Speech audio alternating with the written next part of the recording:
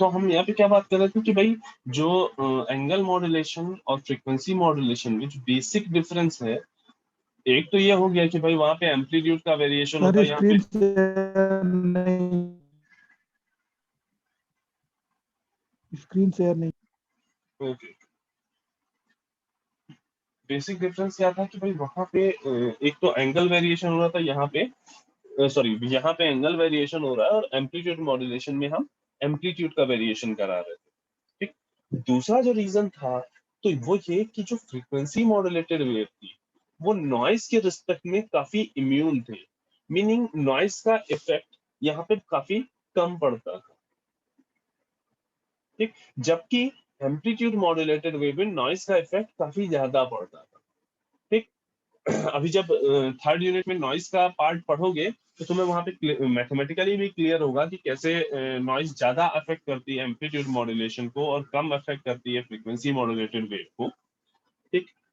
अब ये तो ठीक था कि भाई नॉइस के लिए ये इम्यून थी, ये तो इसका बेनिफिट था, लेकिन उस बेनिफिट को पाने के लिए हमें कुछ नुकसान भी हुआ। नुकसान क्या हुआ कि भाई अभी तक जिस बैंडविड्थ के लिए हम पूरी लड़ाई लड़ रहे थे, जिसको हम कोशिश कर रहे थे कि चैनल बैंडविड्थ हमारी कम यूज हो, कम यूज हो।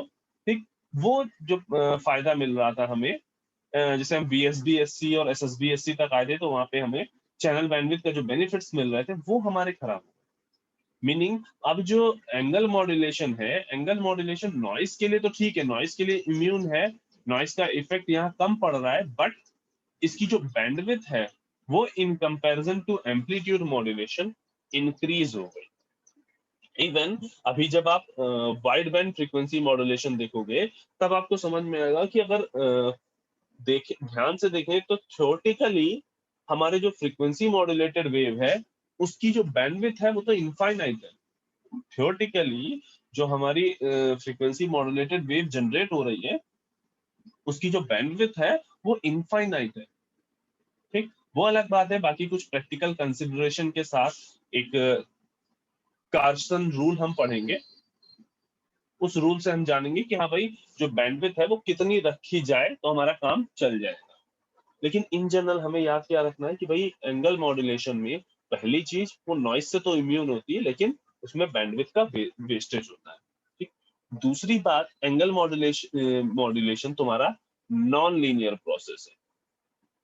दूसरी बात क्या है, ये तुम्हारा नॉन लीनियर प्रोसेस है। ठीक। अब नॉन लीनियर प्रोसेस है, अच्छा एक चीज बताओ, लीनियर नॉन लीनियर ये टर्म आई गेस सिग्नल में पढ़ चुके हैं, ये पढ़ चुके होंगे, सुपरपोजिशन थ्योरम जो फॉलो करता है, ये सारी चीजें पढ़ी है। लीनियर प्रोसेस सिग्नल कौन से होते हैं, नॉन लीनियर सिग्नल कौन से होते हैं? सर सिग्नल में नहीं पढ़े हैं सर अभी। सिग्नल में नहीं पढ़े हैं, तो सिग्नल में इस समय क्या चल रहा है अभी?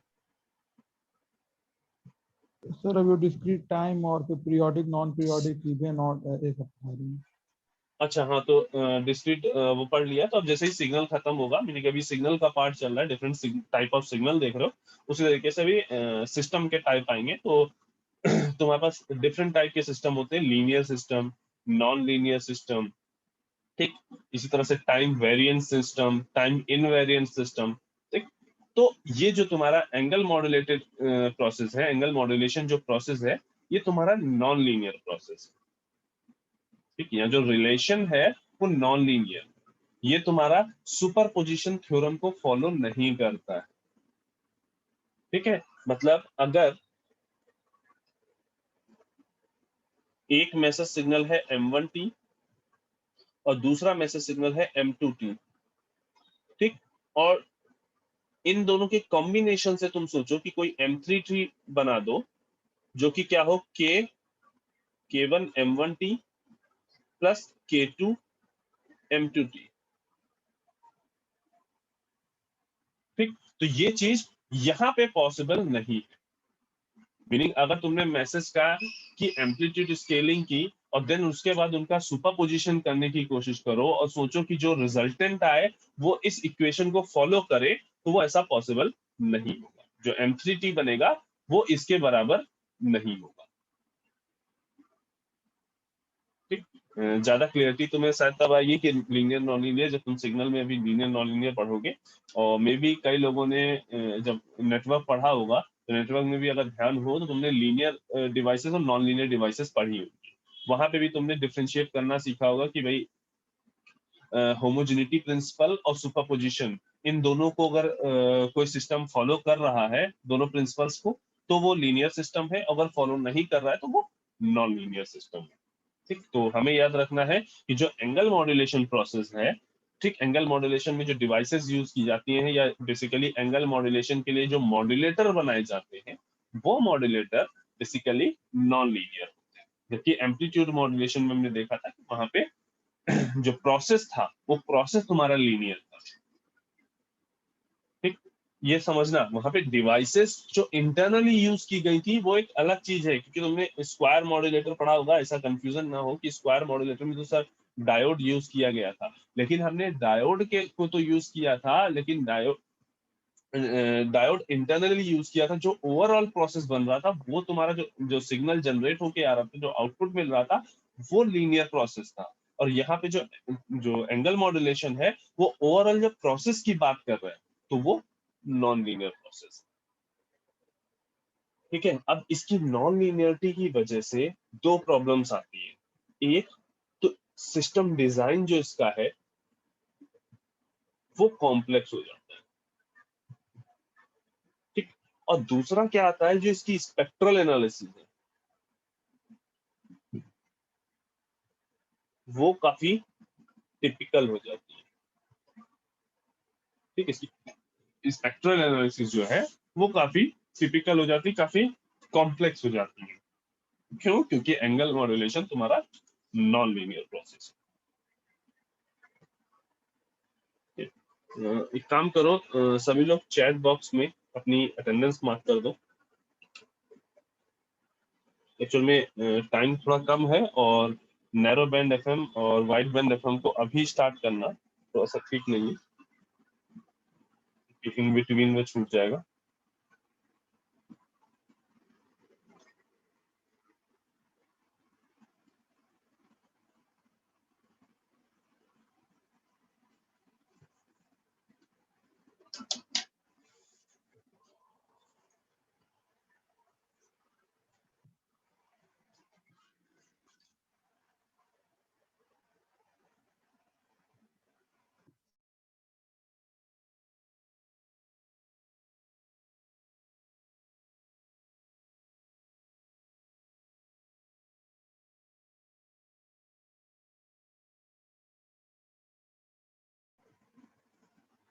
जिन लोगों ने अटेंडेंस मार्क कर ली है वो नेक्स्ट क्लास के लिए प्रोसीड कर सकते हैं।